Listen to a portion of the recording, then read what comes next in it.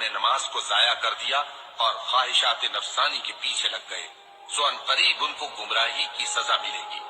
ہاں، جس نے توبہ کی اور ایمان لایا اور عمل نیک کیے تو ایسے لوگ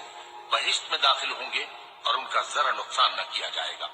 یعنی ہمیشہ کی بہشتوں میں، جس کا اللہ نے اپنے بندوں سے وعدہ کیا ہے کہ جو ان کی آنکھوں سے پوشیدہ ہے۔